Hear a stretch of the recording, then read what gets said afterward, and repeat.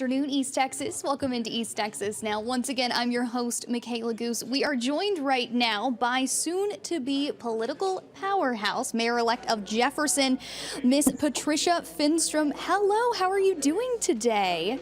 I'm good.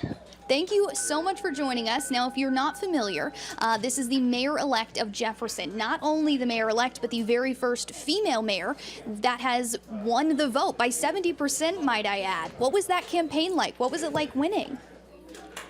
It was pretty fun. The campaign went really well. It was, it was just pretty easy. We're a small town, so everybody knows everybody, and there wasn't much that we had to tell.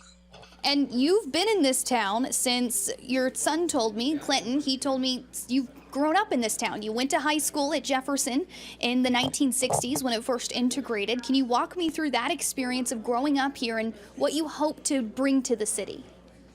Well, we moved here in 1967. I graduated in 1971, and I might add that was the first year Jefferson integrated, so it was kind of a tough senior year. I don't hope to change anything. I am really interested in our infrastructure in water, sewer, streets, and a bathroom at the Lions Club Park.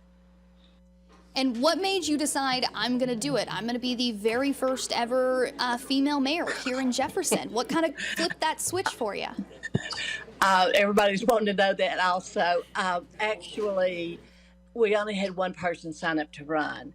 And I thought people needed a choice. I just didn't think that was a good idea for one person. So essentially, you ran for the sake of democracy. You ran so there's not just one. That's it.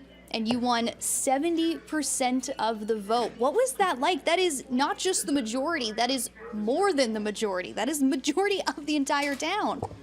Well, we had a really low turnout, which was kind of sad, but I think that's the way we're all going at this point in life. I was surprised. I was very, very surprised and excited to know that people really did want a female in the office.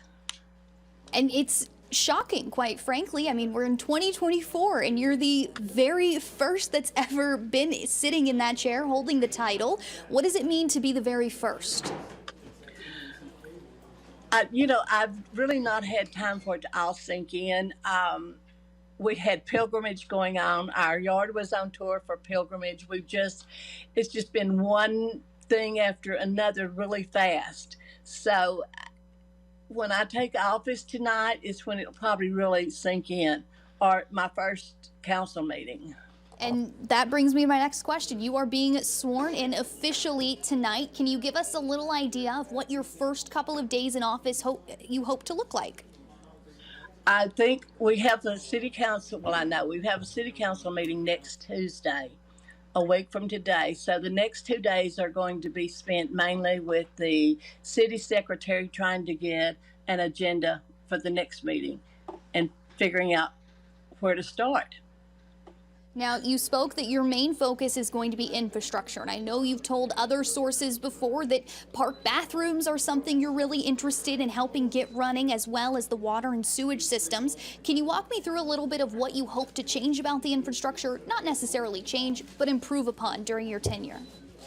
Well, our streets are in pretty sad shape, lots of places, and I hope to get them drivable and, because right now, because of the potholes, and keep them that way. We have a porta potty in our city park right now. And so I really want to get a restroom in there for the kids. We have lots of activities in the park, and, I was surprised when during the campaign, people said they just wanted their sewer to work. And I assumed everybody had sewer that worked. Well, apparently not. So that's going to be high on my priority. And that's actually pretty interesting that you say that. You weren't aware of an issue, but the constituents that you now have told you this is something that we really need fixed, and you ran with that. Do you consider yourself to be a mayor that will listen to the people and work alongside them? Absolutely. Yeah. I mean, most a lot of these people, I've known for a very, very long time. A lot of them I've graduated with. And yes, I plan on listening. Somebody needs to hear them. Alrighty, now I just have one final question for you. Can you give me 3 words that you feel is going to represent your tenure as the first female mayor of Jefferson?